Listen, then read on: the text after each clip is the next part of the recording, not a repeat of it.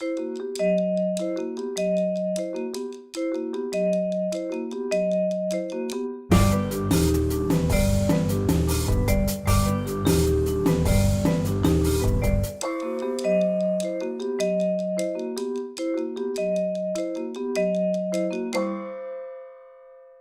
to the Casa Italiana. I'm Carl Apun. I'm a faculty member here at NYU in the History Department and the Department of Italian Studies.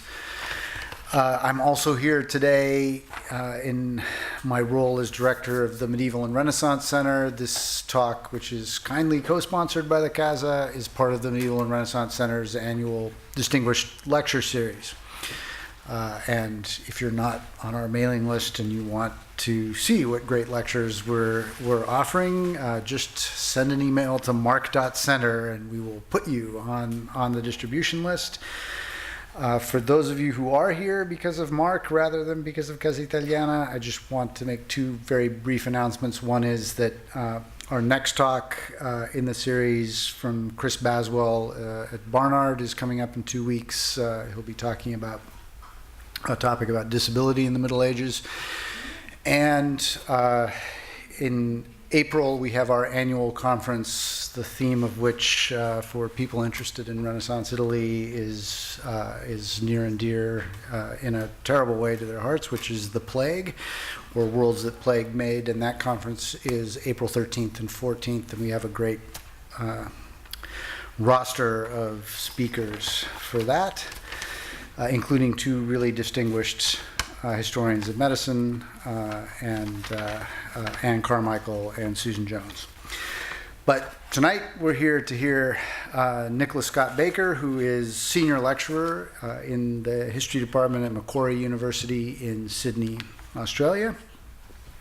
Nick is a distinguished scholar of Renaissance Florence. He's the author of The Fruit of Liberty, Political Culture in the Florentine Renaissance, 1480 to 1550, which came out in 2013.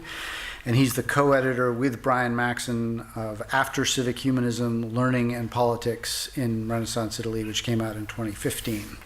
He's also the author of a number of articles and book chapters, and he is this year, which is how we come to have him speaking for us this year, a fellow at the Institute for Advanced Study in Princeton, in the School of Historical Studies there. He's also someone I share a graduate advisor with. He's a fellow Ed Muir student from Northwestern, where he did his PhD work. He's currently working on a book provisionally entitled In Fortune's Theater, Thinking About the Future in Renaissance Italy. And today he's going to talk to us, give us a bit of that book project with his talk today, Trust and Credit, the Mercantile Culture of Risk in Renaissance Italy. Nick.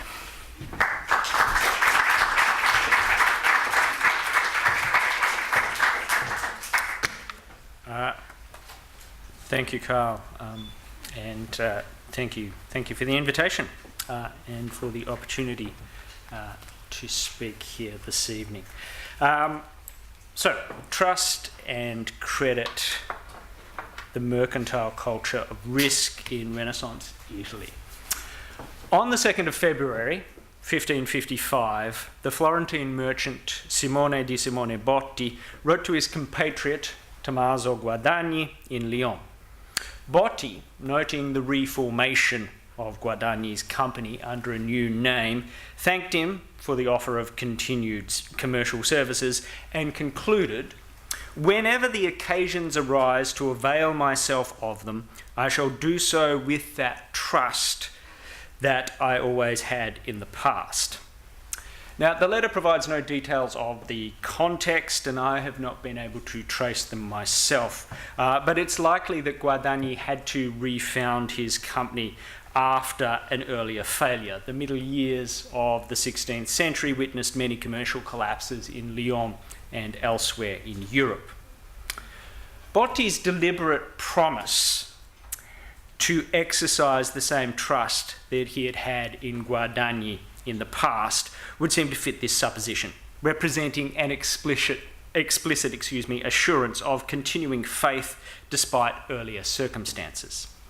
As Botti went on to have a continuing commercial relationship with Guadagni, who managed his investments in French royal finance, this expression should be read as sincere rather than as a rhetorical courtesy.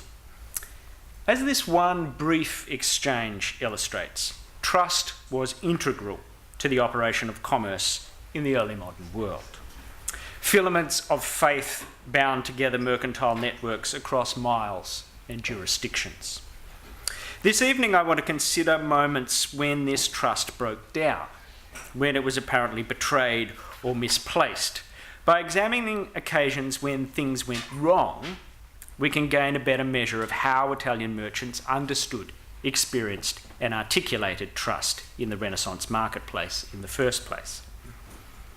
To the 21st century eyes, apparent irrationality or peculiarity of mercantile behaviour in the 16th century, I would suggest, arose because trust in the Renaissance marketplace was never reducible to economic metrics alone. It operated rather on a complex spectrum of meanings, entangled with risk and profit, but also with personal standing and religious faith. And this image that was also on the poster for my talk by Fra Angelico from around the middle of the 15th century is one of the best. It might be the only one that really sort of illustrates this connection between faith and commerce. It's a depiction of from the life of St. Nicholas and depicts the miraculous provision of grain to the city of Myra, which is what's happening in the centre foreground here. We can see the grain being unloaded from the ship. Of course, this is St. Nicholas here, talking perhaps to the ship's captain, and in some interpretations he's talking to an imperial legate as well. There's like another story occurring. But the miracle apparently was that, that the captain, St. Nicholas wanted the grain for the city of Myra. The captain was reluctant to do so because it had been measured and weighed out and been bought and was expected in Constantinople. But eventually Nicholas persuades him to unload some of the grain. The captain travels on to Constantinople, and lo, he finds that he has exactly the same amount of grain that he set out with, that he'd given the grain but actually hadn't lost any. And then, of course, in the background, there's a further miracle of St. Nicholas saving a ship at sea. So this intertwining of faith and commerce. I will use the Tuscan city of Florence as a representative example of the variegated marketplace of 16th century Italy to provide a focus for this paper, but archival research in Venice and Genoa, to which I will refer briefly, demonstrates that my conclusions with regard to Florence hold true in those cities also. Let us begin then by surveying the Renaissance marketplace as it appears in supplications made to Cosimo I de' Medici, Duke of Florence and later Grand Duke of Tuscany, regarding cases pending before the merchants' court, the Mercantile, with some additional reflections provided by correspondence from the Botti family that we met in the first couple of minutes of the paper. While the Botti were pan-European merchant financiers, buying and selling almost anything that could be bought and sold across the continent and into the Levant and the Americas, as well as investing in the royal finances of both Spain and France. The supplications to the Mercantile embrace the full range of Renaissance commerce, from a poor widow cheated in the exchange of a few pieces of cloth to a shipping agent in Livorno involved in pan-Mediterranean trade. In many of the cases, significantly, it remains unclear if any fraud actually occurred and indeed who was fooling whom. We usually have only one side of a story, an aggrieved petitioner presenting a partial, selective narrative which usually eschews direct accusations of blame. The petitioners tend to present their narratives in as neutral a tone as possible. While clearly partial and concerned to favour their own account, accentuating their own good faith and the failings of others, the supplications avoid denunciations of guilt in favour of the construction of a narrative that purports objectivity. We can see this most clearly in two examples in which unusually we get both sides of the story. Cosimo de' Pazzi, in 1547, petitioned the Duke concerning a dispute with Piero d'Antonio Ugolini over a debt. The amount is never actually stated, so it's not clear, but it's a commercial debt, a debt from business dealings. Pazzi claimed to possess receipts in Ugolini's hand that showed that the debt had been paid. The latter's agents, Ugolini's agents, he himself was absent, countered that account books showed the debt as still outstanding. In short, Pazzi claimed he was being pursued for a debt that he had already settled and alleged that Ugolini's agents had not provided all of the relevant accounts. These agents, in turn, disputed the veracity of the receipts held by Pazzi, adding that if they were actually Ugolini's, then they did not concern this particular debt in question. But neither side openly accused the other of deception or of fraudulent behaviour. In April 1552, the Livornese shipping agent Salvatore Quaratesi petitioned Cosimo I concerning a complex dispute between himself, the company of Luigi and Piero Capponi in Florence, and the company of Ferrese Ferresi and Prospero Minerbetti in Palermo. The dispute concerned a shipment of cloth sent, so Quaratesi claimed, on the orders of the Capponi to Palermo, but which the famed Barbary corsair Dragut had seized. While the Capponi appeared to be casting doubt on whether the shipment had actually been sent, and Ferresi and Minerbetti in Palermo alleged that Quaratesi had failed to insure the cargo, the shipping agent himself claimed that he had simply followed the requests of his clients, as their correspondence would demonstrate, and was therefore the victim of circumstances beyond his control. Who was precisely guilty of what is unclear in this paper trail. Whether the merchants had misplaced their trust in a careless shipping agent, or whether they were attempting to make Quaratesi a scapegoat for their greed in failing to request insurance on a cargo now lost, or indeed whether Quaratesi himself was responsible for the non-arrival of the goods. Again, it's unclear because beyond the Palermitan company, that's Ferresi and Minerbetti, alleging that Quaratesi had failed in his duty of insuring the cargo, no one made any outright accusations of fraud or dishonesty. To give one final, and in this occasion one-sided example, from the Botti family correspondence.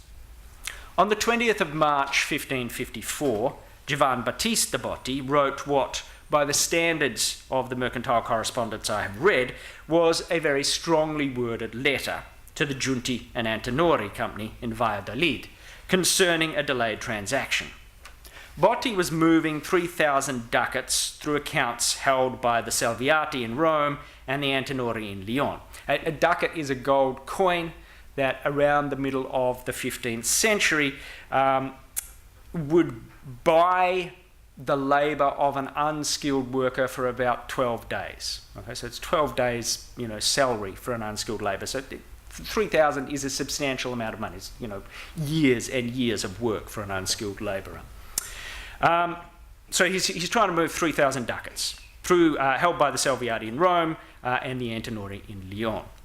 Botti had ordered that 1,000 ducats of the amount be paid directly to his brother Francesco, but the Antinori had apparently refused to do so, which made the Salviati and me and all the Mercato Nuovo, by which he means the Florentine banking industry, marvel. While Botti emphasised the financial damage that this caused, leaving him unable to pay his own debts, and adjured the Antinori and Giunti to consider their honour and good reputation, he avoided any outright accusations. Instead, he simply observed, "I do not know for what reason you could keep these ducats as they are not yours." Notably, all these examples involve merchants of relatively high socio-economic status and concern transcontinental commerce and finance for large stakes.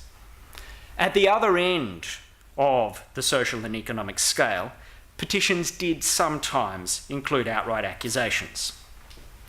Petitions from 1547 on behalf of the widow Monna Zita, cheated by one Giovanni da San Miniato, who played the notorious game of maschio o femmina, that is betting on the sex of an unborn child, by staking cloth that he claimed was worth 9 scudi when its actual value was less than this. This particular supplication labelled Giovanni's actions iniquitous and unjust. A scudo is another gold coin that nominally is worth slightly more than a ducat, but in actuality, on the street, would buy slightly less. But so around the same thing, you know. It's still a substantial amount of money for a poor widow to be losing. This, of course, is probably the archetypal image of cheating at gambling from the 16th century, and the problem of trusting the wrong type of person. Note, of course, the figure in the centre with the fingertips removed from his gloves so that he can feel the dice without giving away that he's actually feeling the dice. So we have this poor widow who's cheated, and so her supplication makes accusations of iniquitous and unjust behaviour. In 1570, Giovan Battista Ferrofino, attempting to recover a debt of 150 scudi from Giuseppe Bono, accused the latter of subterfuges and cavalations for claiming that the money had not been a loan, but rather a reimbursement to cover expenses incurred in Rome on behalf of a company between himself, Ferrofino, and the now conveniently dead Giovanni Leonardo di Benvenuto. The contrast between these two worlds and between the approaches toward commercial disputes helps, I suggest, to bring into focus the complexities in the way that trust operated in the Renaissance marketplace. At the most obvious level, trust was essential because the marketplace itself operated on an individual and interpersonal level. The Caponi put their trust in Salvatore Quaratese as being reliable and capable in his operations as a shipping agent, as being a secure agent for transacting commerce across the Mediterranean. Ferrofino trusted that Bono would repay the 150 scudi within an agreed time. This sort of interpersonal trust, as several scholars have observed, was fundamental to the operations of the Renaissance marketplace. As the roaming merchant of the Middle Ages, who undertook transactions personally and travelled widely, was replaced by the sedentary operator of the Renaissance, who, following an apprenticeship that might involve travel, was more likely to settle in his hometown and operate through a network of agents, factors, and family members. The need to trust others for the execution of transactions and commercial arrangements was essential. Now, because the key point with this is taken from a tarot card of an Italian merchant, and the key element is what he's holding, which is a letter. And of course, this is all about trust. These are sedentary merchants who spend a large part of their days writing letters and reading letters, and this is how business is transacted. And so they're trusting their correspondence. Merchants, therefore, took pains to cultivate and maintain public personae as careful, trusting, and trustworthy. Tommaso Cavalcanti and Giovanni Giraldi, pursuing a case against Stefano Cottoni of Messina and a merchant captain Piero di Radaglia for a debt of 200 scudi, presented themselves as prudent and virtuous merchants. Andrea Daliali recounted that he and Giovanni Mignati had stood surety for Piero di Bernardo Gondi in good faith for 90 scudi, so that Gondi could be free from debtor's prison. Giovan Battista Botti, in the letter to the Giunti and Antenori of Valladolid mentioned above, observed that, particularly because of the great faith that I had in you, I thought that you would pay immediately when other ducats became available. By a similar token, those at the centre of commercial failings or collapses often skated over their own personal responsibility for losses in favour of blaming bad luck. implying that the issue was not one of trust misplaced, but simply one of misfortune. In November 1548, Giovanni di Parigi, a miller from Borgo San Lorenzo, who had fallen in debt due to last year's flood and storms and the present dearth, appealed for relief from his creditors because, in cases of fortune against which one cannot defend, no one is obliged. The same year, Francesco di Bastiano Albertini, a linen merchant, being bankrupt due to misfortune, petitioned to break the lease of his shop, which he could no longer afford. Trust between commercial partners in the Renaissance marketplace, however, was not just a manifestation of the nature of commerce, interpersonal and individual, but also a manifestation of the mercantile culture in which this marketplace operated. This was a culture based on risk-taking. Risk and trust are not opposites, but two aspects of the same phenomenon: expectations about behaviour and results. The extension of trust involves the taking of a risk that future behaviour and future outcomes will accord with past experiences. The mercantile culture of Renaissance Italy revolved around a particular concept of the future as unknown and unknowable, and therefore as open to financial speculation. The future was the time when profits were made or lost. Only through the taking of risks could the potential of the future be revealed. The emergence of this conception of the future, expressed in mercantile writings in the language of fortuna, ventura, and occasione, was part of a transformation in the way that Italians perceived and thought about time. This transformation involved a development in complexity rather than the effacement of one temporality with another, so that, in addition to conceiving of time as cyclical and inexorable in its movement toward a preordained endpoint, that is, time as boundless but not endless, as a continuum that swept all life along, time was now also conceived of as compartmentalised and fractured, consisting of unique and unrepeatable moments that can be seized and used by an individual. So this is time as something that could be bound in moments by human will and endeavour, divined by distance or labour or profit, and something that is potentially endless. This development and the concept of the future that it created was not simply a manifestation of commercial attitudes and values, the merchant's time identified by the venerable French medieval historian Jacques Le Goff, but clearly part of a broader shift in Renaissance Italian culture, in which the future began to emerge as an unknown and unknowable time yet to come, distinct from the obscure but revealed eternity promised by Christian theology. This shift can be traced in the changing meanings attached to the vocabulary of fortuna, fortune, in Italian literature.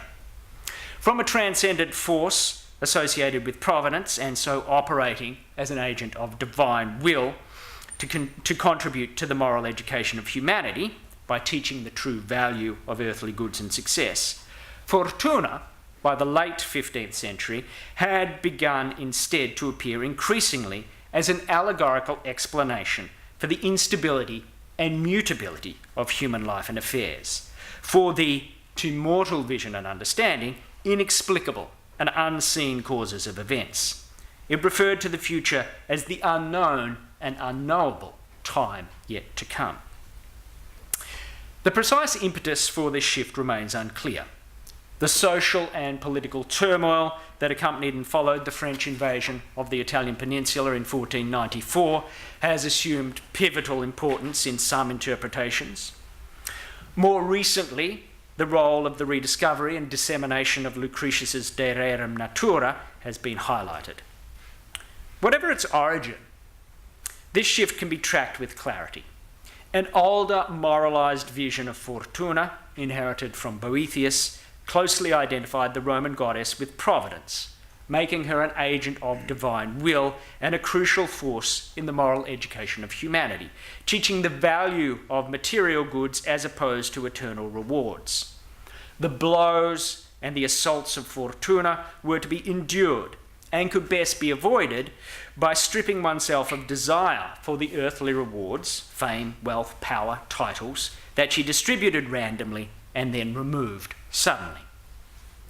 From the last quarter of the 15th century, however, Italian writers and thinkers, most famously Niccolò Machiavelli, suggested that if possessed of sufficient prudence, possessed of sufficient prudence, virtus, that quintessentially Roman combination of physical and moral courage that gives one the mastery of self, that allows one to master one's own life, and most importantly, adaptability, humanity could in fact successfully oppose the apparent workings of Fortuna and control its own fate, at least in part. Although, as Machiavelli pointedly observed, such an outcome was unlikely because men are short-sighted and cannot control their own natures, and so it follows that Fortuna shifts and controls men, keeping them beneath her yoke. The human scale of this altered vision of Fortuna, and so of time, appears startlingly clear in visual representations from the last quarter of the 15th century. The medieval iconography of Fortuna had depicted a regal woman, sometimes blindfolded, sometimes with a parti-coloured face, turning a wheel upon which helpless humans rose and fell inexorably, which of course is what we can see here. Fortuna is of course the figure at the centre of the wheel, the woman wearing a crown who is making the wheel turn, upon which the humans rise and fall in a continuous motion. And the point about this, of course, is this is time as cyclical. Okay, this is time. Time is in constant movement, but it's not going. The wheel is not going anywhere. It's static. It's just turning on the spot, and people rise and fall in this way. In the later 15th century, however, beginning in Italy, the imagery began to change as artists conflated the female figure of Fortuna with representations of Venus and of Acacio or Kairos. This is time conceived of as opportunity. The distant, relentless queen of earlier imagery became an alluring, usually naked young woman emerging from the sea or balancing precariously on a sphere, clutching a wind-belled sail or a rudder or a cornucopia. Sometimes she is winged. Increasingly, she appears with a distinctive forelock. And so this woodcut from early in the 16th century is really, in some ways, sort of captures much of the essence of the change. This naked female figure riding on the waves. Also, you see riding on this sphere down here that she's got one foot on, holding this sail. And the key, of course, is this forelock, the way that her hair is blowing in front of her, this chirotic forelock here. And here's another image then from a little later in the 15th century, painted by Giorgio Vasari on the ceiling in his own house in Arezzo. Again, with this image, the central figure here, again, of Fortuna, holding a sail in one hand, again with this hair, with this distinctive forelock. On this occasion, which this figure of Virtus has seized, and Virtus is holding a baton to control Fortuna, and they're both trampling this figure of envy underneath. The new image combined traditional elements of the iconography of Fortuna, the rudder, the cornucopia, the sphere, which is clearly a ball, or even the wheel, just sort of transmogrified into 3 dimensions, with those of Acacio or Kairos, youthfulness, the wings, the forelock that defined the figure as opportunity to be seized. But clearly identified, the imagery always clearly identified the figure as the former, as Fortuna, and not as opportunity. And the key point about the movement here, of course, is, if we had this this very static figure, okay, that Fortuna is still sitting in the middle of the wheel that turns in this cyclical manner, but it's a very static image. Whereas here, then, time is fleeting, and it's flying past very quickly. This is all this imagery of wind and waves and the sail.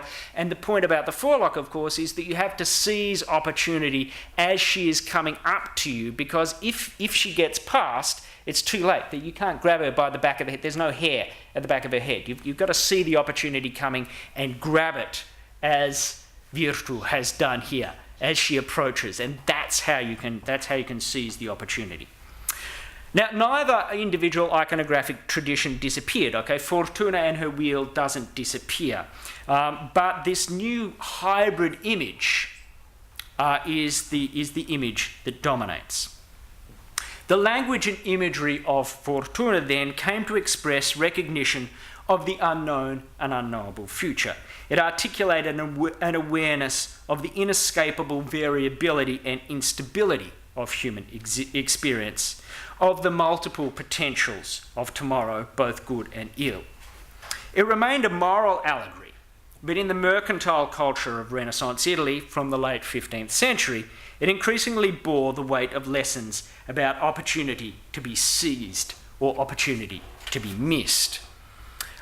Most sort of really brutally demonstrated, I think, in this engraving by Marco Raimondi, which really it brings to mind Machiavelli and Machiavelli's infamous statement that fortune is a woman and you need to hold her and beat her if you want to control her. And notice the date. Machiavelli's writing The Prince in the second decade of the 16th century. This is dated around 1510. I don't think there's necessarily a causal relationship, but there's a relationship of ideas in here. And clearly, then there's also ideas about gender operating in this that are demonstrated quite dramatically and in a confronting manner in this, that the future Fortuna is female and is unstable and fleeting, and that the virtus that you need is this physical and moral courage, this self-control and ability to determine your own future is clearly a masculine trait, and there's a connection then between that sort of this clear sort of gender power relationship operating here, and I think clearly just the very clear sexualized imagery of Fortuna in these images themselves. Okay, that Fortuna is suddenly this naked, alluring woman, and not a regal, distant queen. As a result of this. As a result of this, Fortuna comes to express a conception of time as compartmentalised and connected to profit. The unknown and unknowable future was the time when profits were realised or lost. Now, Fortuna had always been connected to ideas about value. Traditionally, it had taught humanity the real value of transient earthly goods when compared with eternal spiritual wealth. But, like time itself, from the late 15th century, in the writings of Italian merchants at least, the value associated with Fortuna had become fixed, defined, and human. The price of speculation in these same earthly goods, the social prestige of wealth. Simone Botti, writing to his brother Giovan Battista concerning 2,000 scudi invested with Tommaso Guadagni's company in the finances of the French crown. So this is the same Guadagni that I mentioned at the very beginning of the talk. So Simone Botti is writing to his brother Gian Battista, and he adjures Giovan Battista to beg them, that's the Guadagni company, beg them that they do not lack in serving me, since for such a sum I do not wish to run this risk. What he literally writes is correre la fortuna. I do not want to run this risk. The problem is that there's this report that the French crown is going to make what these days we would call make all their debtors take a haircut on the money that's owed to them. And Simone Botti wants to try and get as much of his debt out before this 1/3 haircut is enforced upon him. This culture was not exclusive to Florence, but shared across the Italian peninsula. Giovanni Alvise Tagliapietra, a Venetian working in North Africa and the Levant as a factor for several compatriots, observed to one of his employers that he would invest the proceeds from the sale of coral in whatever seems to me to promise greater opportunity. What he writes there is ventura. Antonio Brignole, a Genoese merchant whose great wealth would catapult his family to the pinnacle of the port city's social and political elite, made a similar observation when writing to his brother Teramo and their partner Antonio Pallavicino in Seville concerning how to invest 5,000 scudi. You should arrange everything according to what seems to you will be most profitable for us, by investing it in goods or remitting it as soon as possible to our agent, according to what opportunities, occasione, should occur.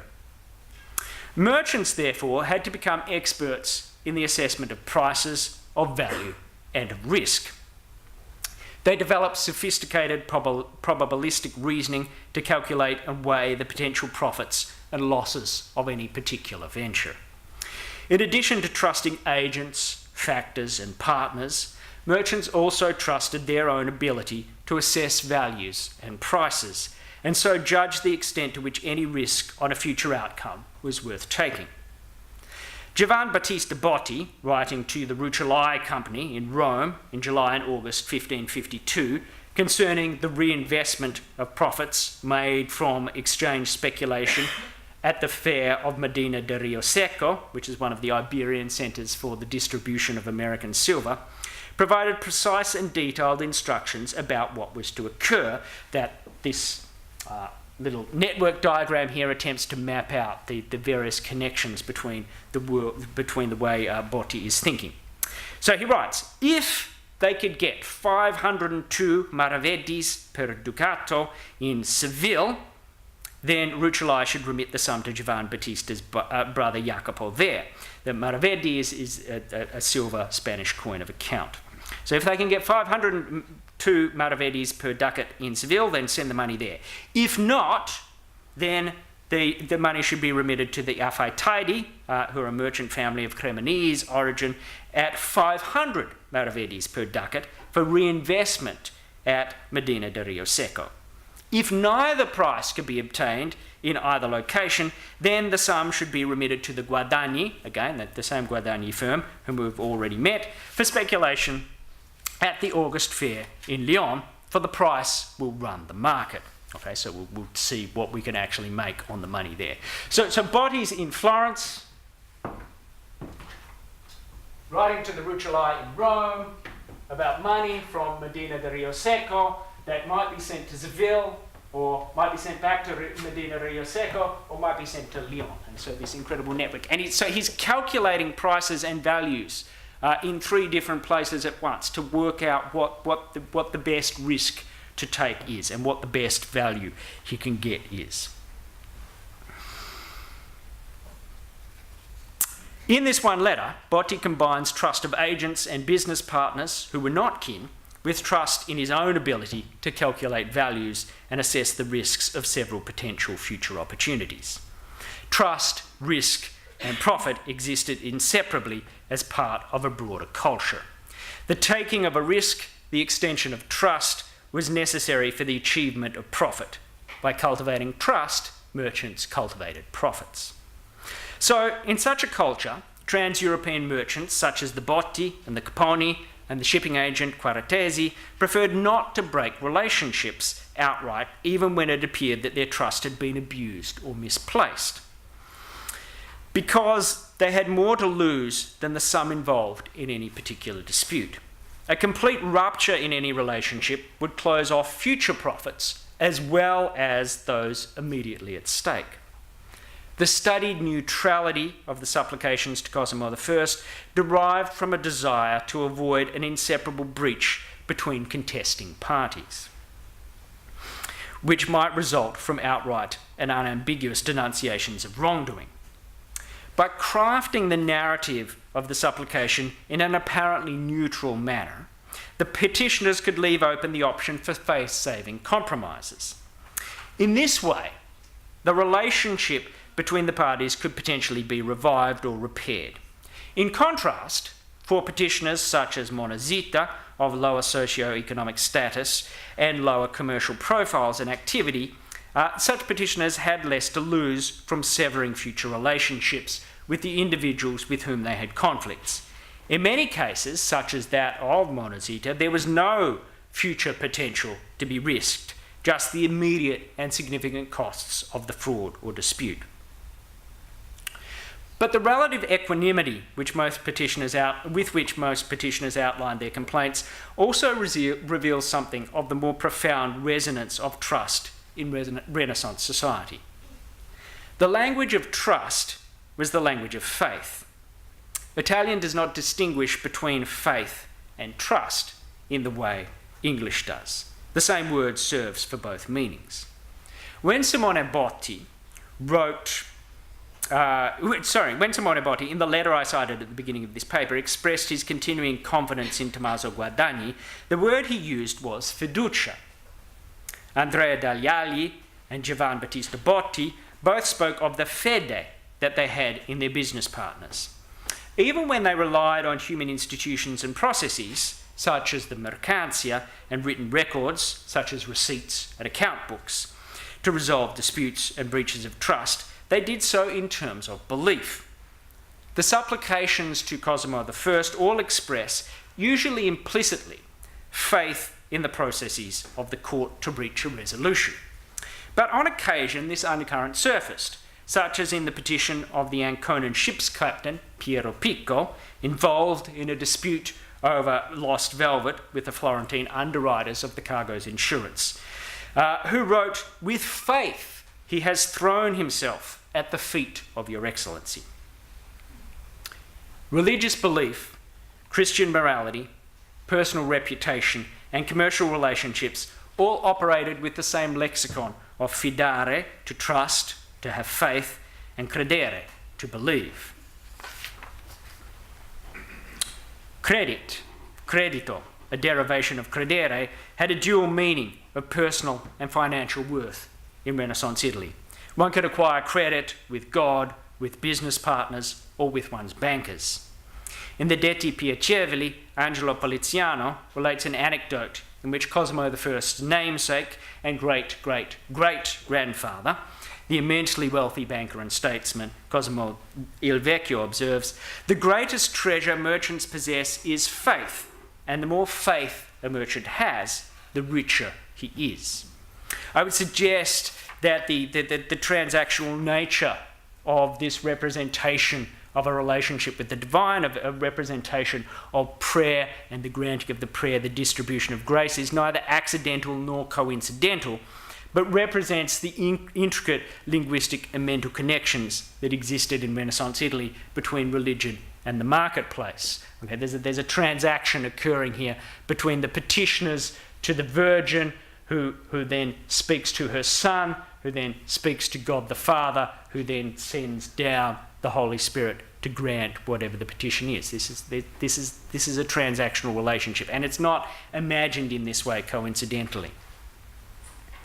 We need to take care not to dismiss this convergence of religion and the marketplace with 21st century cynicism, but instead to take it as seriously, instead take it seriously, even as we take seriously the worldliness of merchants such as Cosimo de' Medici, Simone Botti, and the others we have encountered this evening. Renaissance Italians possessed a complex, non-reductive sense of causality, what one scholar has recently called multi-causal providentialism. They were comfortable with multiple, even conflicting explanations for events and for the unfolding of the future, traversing a triangular relationship between divine providence, human agency, and random chance, smoothly and easily, and often in the same thought. This reflected a mental world in which different conceptions of time coexisted and overlapped. Merchants placed faith in one another, in their own capacity to assess risks and value, in human institutions and mechanisms such as insurance and litigation, and above all, in the omniscience and omnipotence of God. In the end, human agency and free will could only control so much. Mercantile skill and human institutions might mitigate the proximate causes of bad luck, human error, and even fraud, but ultimately the success or failure of business affairs rested in the hands of the divine. Trust in God, the one fail-safe investment that every merchant could make, expressed at the beginning of every Renaissance account book, journal, and letter book, overlay all. To give just one example from one of the Botti letter books, which begins, "In the name of omnipotent God, and of his most glorious mother, my Lady, St. Mary, and of Messer John the Baptist, our advocate, and of all the court of paradise. Amen." Misplaced trust was an occupational hazard, something arising from human error or fallibility, such as putting faith in the wrong person or succumbing to greed. But it was also a testament to the unknowability of the future, to the mysterious ways that God moved, to the mutability and instability of Fortuna. The moral allegory of Fortuna helped Renaissance Italian merchants to frame and process the sentimental education necessary for successful integration and functioning in a society based on trust. The need to manage the anxieties and expectations of taking risks and of unknown future outcomes. But it offered little practical guidance for how to calculate and weigh the competing financial, social, and moral risks of any speculation on an unknown future. Thank you.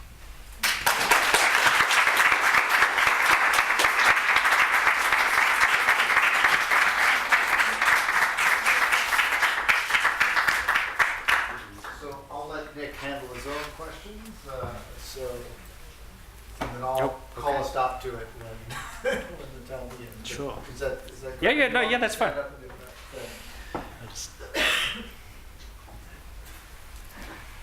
Yes. Yeah. Did they at this time have written arrangements like contracts, and how much did that matter? Sometimes, they do have contracts. Sometimes, not every business arrangement is contracted. Sometimes they are contracted. Sometimes, often, with the sort of say with the Botti, and who I referred to several times, most of they have an ongoing relationship. So every transaction doesn't have a contract, but they're just trusting an agent to operate on their behalf. But sometimes, you do the sort of records, the archives of notaries in any Italian state archive are filled with commercial contracts.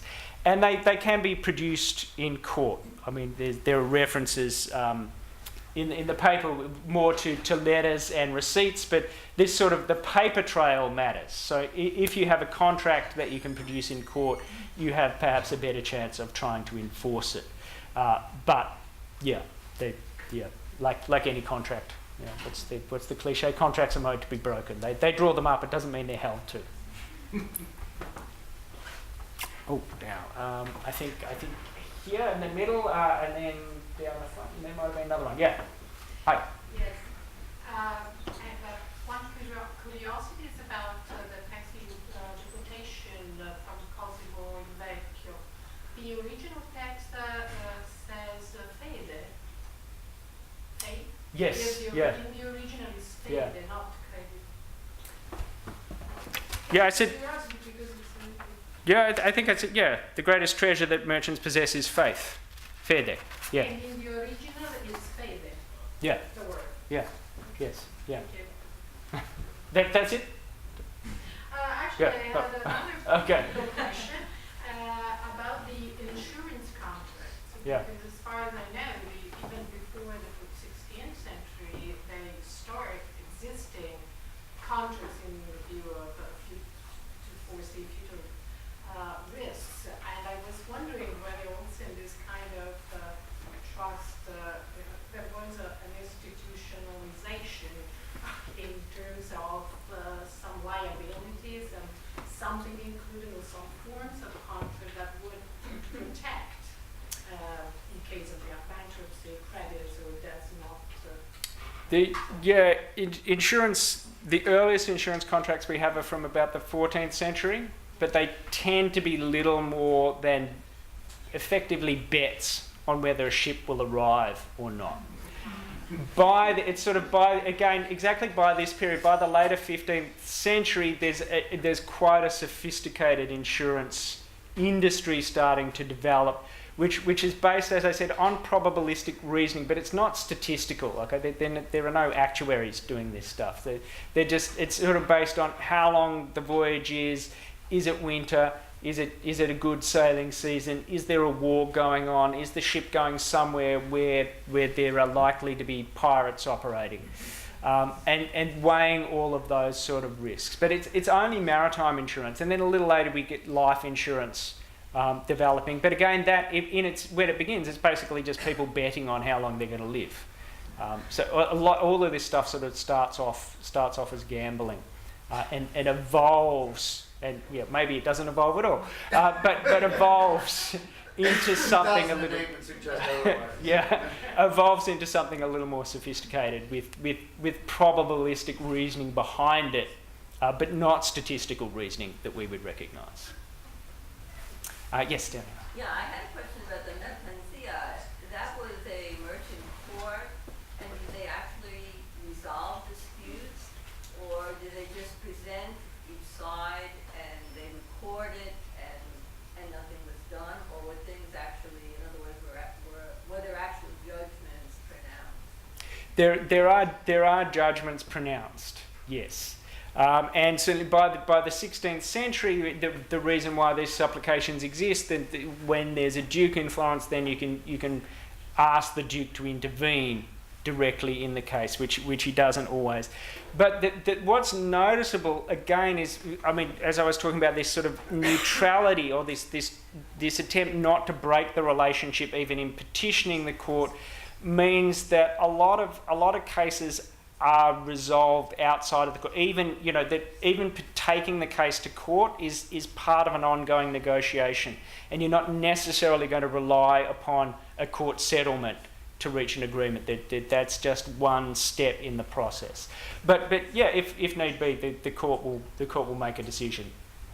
Whether that can be enforced is another matter in the 16th century. But yeah, they'll certainly reach decisions. Yes. Just wondering how a newcomer starting out accrued this trust. That's a very good question. Slowly, I would imagine. I mean, here I'm really speculating slowly. It's something that has to be built up, and I guess this is where there's sort of these individuals who are merchant bankers. Okay, they're operating in commerce, but they're also operating in finance, and it's a profession, but in the 16th century it still operates on an apprenticeship model. So you go and you serve an apprenticeship in a firm, and I guess you start to accrue trust as an apprentice, working hopefully in a reputable company, and then perhaps you can build your way up the ranks of that company a little, and then you might found your own company when you've already made some contacts. So that sort of apprenticeship model gives you an in to start developing and accruing trust. But it's certainly something that even for established merchants is something that's continually being tested and needs to be built up and layered, and every single transaction is really sort of a test of that trust. Over here, and then the gentleman up the back and down the front and over there. Got four that way, yeah. Hi. Hi, I wanted to ask you, what do you think was the extent or the relationship between failure, trust, and reputation? Because many of these merchants came from wealthy and important families, and I guess they wanted to make sure that their reputation was a pretty good one. Yes, that's a really good question, and it cuts to the heart, yeah, because the trust, like you build up trust by maintaining a reputation. People trust you because you have a reputation. And if I understand your question, yeah, that's not necessarily just a personal reputation, but it's a family reputation as well. Yeah, there's some really interesting work by economic historians of the pre-modern world about the centrality of reputation to this. And what it means effectively is, because the court system isn't necessarily entirely effective, and because you're negotiating, is the argument goes that reputation works almost as an institution in the pre-modern economy, and that it's the need to maintain your reputation, to maintain being trustworthy, is what actually enforces healthy commercial relationships. That's what makes people do what they said they'd do, even in the absence of a contract, because they don't want to get a bad reputation, because that then, again, the future profits they'll make, that will cut off their wealth. But yeah, reputation is key for all of these, and as individuals, but yeah, also as families, for family firms particularly. Now yes, up the back. So I wanted to ask you, thank you by the way. I wanted to ask you, how do Renaissance merchants narrate or classify their interpersonal relationships in these situations? And I say this as a Roman historian, that the language that this gets encoded in for Roman transactions and trust networks is that of friendship, or philia in Greek, or amicitia and philia. And they do something very similar where it's obvious when you read some of the letters or papyrus fragments that one side has been sort of screwed over and they're unhappy about it, but they refuse to invoke the language of fraud or prevarication or something else. They evoke friendship as friends, and that's sort of how they mitigate risk in the Roman world. And so, is that type of language? Is it becoming more depersonal than that in the Renaissance? Is it still very deep explained as personal friendships? Thank you. Oh, great. No, thank you. That's really fascinating. It's great to hear that about the Roman world. Yes, the language, they use multiple vocabularies. It's not becoming depersonalised at all. This is still a profoundly, commerce operates profoundly on a personal level. They certainly, in terms of the vocabulary and how they're addressing one another, it really depends whom they are speaking to. So yeah, if you're speaking to someone who's roughly your sort of social equal, then it might be a language of friendship, or it might be put in sort of familial terms. You might be referred to as a brother. In some ways. So again, it's that maintaining of some sort of affective relationship, either friendship or a familial relationship. If you're writing to someone who's of a higher social status, then the language becomes a lot more ingratiating, and it's most noble and most honoured, and I'm sorry to weigh upon your time. But even that, in its sense, is getting back to the reputation. That's saying, look, you're a noble, honourable person with a really good reputation, so you really need to maintain that reputation. But it's still profoundly personal in this period. That was a really good question. Now, sorry, there was one over here. There was one up the back, and then we'll come to you, and then up the back, and then down here, I think. So yes. I guess mine is kind of in the same vein in terms of like what the language was. But you had mentioned earlier in the lecture that there was an instance in which between two parties, clearly something had kind of gone wrong between them. There was some kind of breach of trust, and I'll never remember the names of the people, but instead of actually accusing each other, it seemed like they were kind of just dancing around an accusation. Was that common for the time, to not really outright say, like, this is fraud, you did me wrong, or was it normal to kind of just hint at it? Yeah, no, it's definitely normal just to hint at it, just to this studied neutrality, this whole idea again of, because if you accuse someone of fraud, because it's really a personal relationship, and the institutions of sort of even commercial courts aren't as effective as we might think of them today, if you accuse someone of fraud, then you've broken off that relationship. You've potentially broken off that relationship completely. And what means is that you not only necessarily lose, say, the 1,000 ducats that they owe you now, but you lose any potential of turning that relationship into a profit in the future. Yeah, so it's, it's all very careful around how you phrase things. Yeah, definitely. Now, I think it was on the edge over here. Yeah. I want to ask something about this very interesting notion that that the different conceptions of time coexisting at the same time. And on the one hand, we have this a new conception of fortuna that is produced by this mercantilist culture that somehow coexists with this other notion of providential thinking that is with the Neoplatonists, and it's, as you said, it's been argued that in fact is involved in legitimizing Cosimo's divine right to rule itself. So it becomes very interesting. My question, I suppose, is are you thinking about how these different conceptions of time are involved systemically? On the one hand, legitimizing the Duke, who will be then deciding on these positions based on different conceptions. I think so. I think that's a really good question. Yeah, I mean thinking about, if I understand you, thinking about the systems in which people move between different conceptions of time. Yeah, I mean, I guess the one thing, I really only briefly mentioned that at the end, is the way that these people move very easily between different conceptions of time.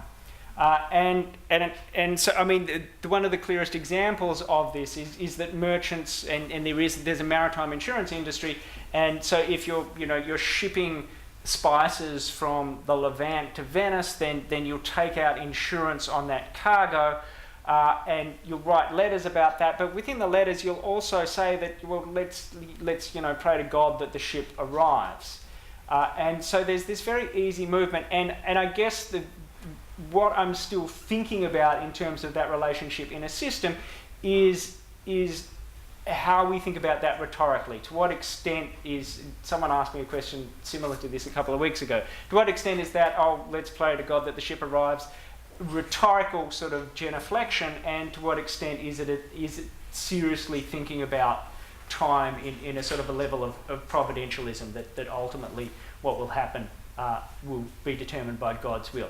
At the moment, as I said, I think we need to take them both seriously. But quite then working out quite what the relationship is something that I'm still working through. Yeah. Thank you. Yes. What makes me think about this in terms of the closest thing in the contemporary world is how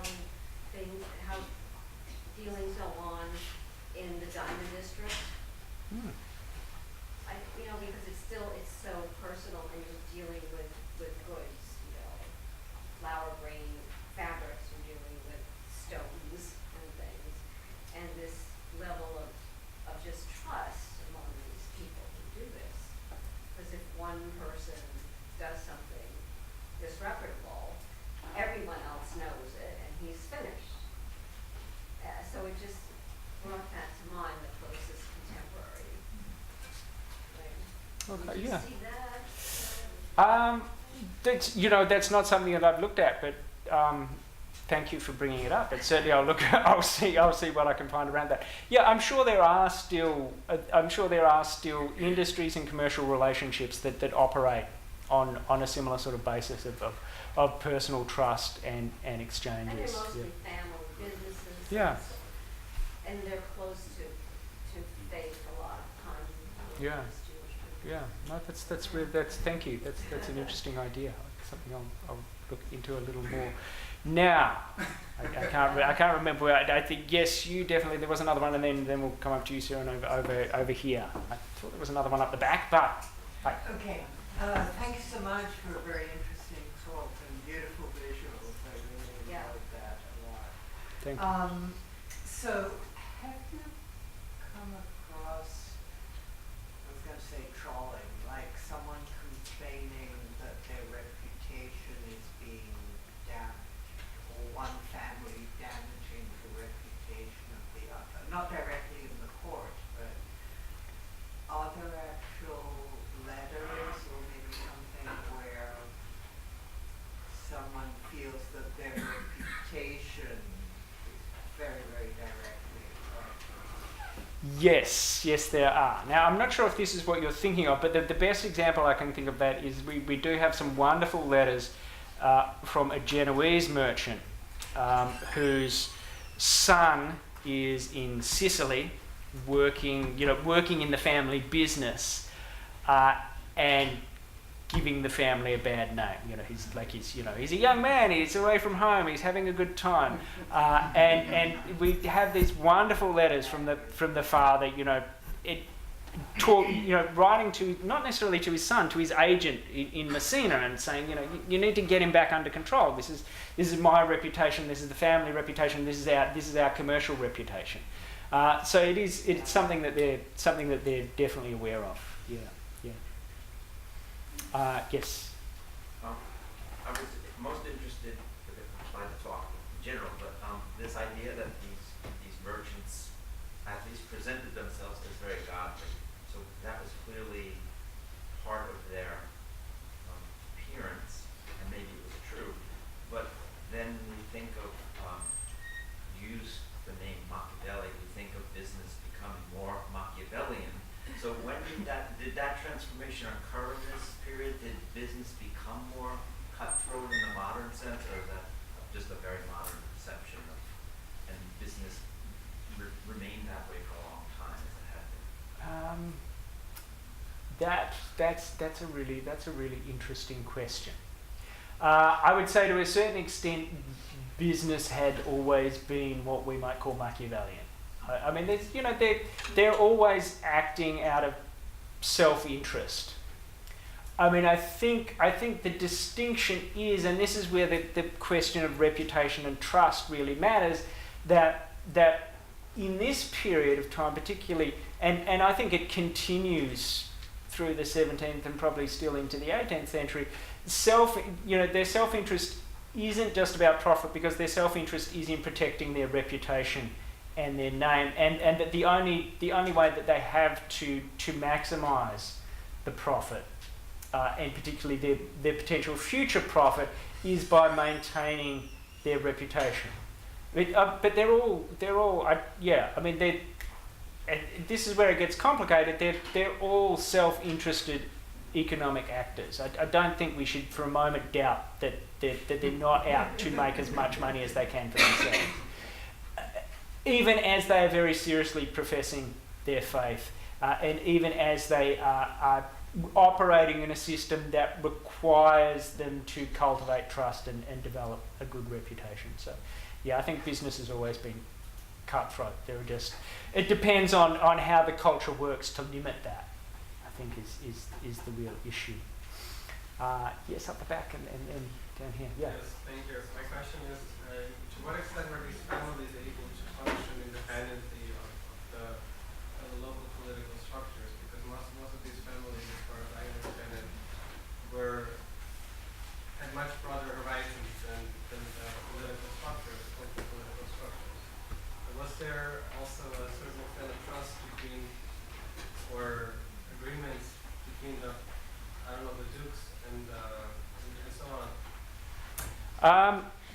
Yes. I mean, yeah, the way it works, I mean, most of these, I mean, certainly the sort of the pan-European, the pan-Mediterranean merchants, like the Botti, are sort of merchant aristocracy, okay? So they're within the city of Florence or the city of Genoa or the city of Venice. They're within the socio-political elite. They're within the structures of power, but they're operating outside of those bonds. And there are, this is an age. There are resident ambassadors. There are diplomatic relationships, and so there are rules and agreements that are governing, the protection of merchants when they're outside of, their home city. So Venetian merchants operating, say, in the Levant, have agreements with the Ottoman Empire about, you know, what they can do and what sort of legal protections they have.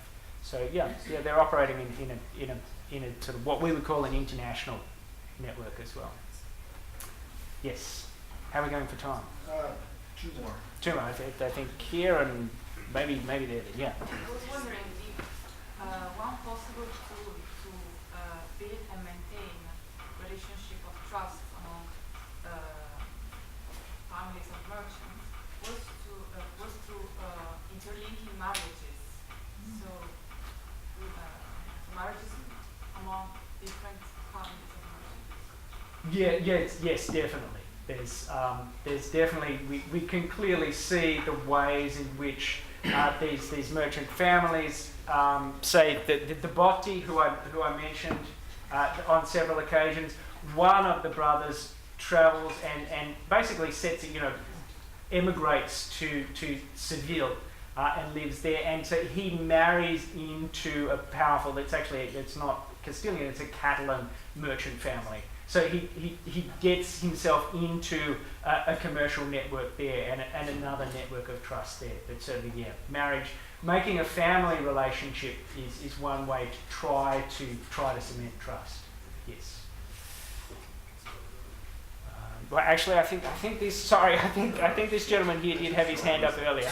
But we can talk about it. Two questions. In terms of the interaction between faith and trust, how was interest handled, especially in terms of skirting the issue of usury with the Catholic Church? That's a very good question. Now, the short answer is I think we have a simplistic notion of usury. The church did actually permit the charging of interest. What really mattered was the intent behind it. And so there are complex theological arguments about, that if you are just self-interested and you're just out to make money, then it's usury. But if you need some recompense for the fact that I've loaned you money and therefore I've missed out on the opportunity to invest it in spices, then you perhaps owe me a little bit in recompense to acknowledge that. So that's a very the concept of usury is actually really quite complex, and the charging of interest is licit in this society. You can charge interest. It just depends quite how you do it and how the commercial relationship appears. And you can do that without being in contravention of church teachings. Also, it seems that the Italians at that time were very much the bankers of the whole of Europe. And how, why was that? Again, I think the short answer, the very short answer is you're really sort of going back to, I would say back to the 12th century and the development of sort of, or I guess the redevelopment of sort of Afro-Eurasian commerce, sort of uniting what we might call the old world, that there are commercial networks, that a lot of that trade, for a variety of reasons, some of it to do with the way that the Crusades work, is channeled through the Italian peninsula. So Italian merchant bankers are making money on that commerce, and then they have money to invest in other affairs. It's not just the Italians. I mean, there are other players in this, but it's sort of, a lot of the initial Italian dominance is as a result of that sort of, particularly that trade in luxury goods like silk and spices and gold, and also slaves, which are, this time are certainly a luxury good in some ways, is channeled through the Italian peninsula, and that is the sort of the basis for the wealth. Well, now, Let's let him off the hook.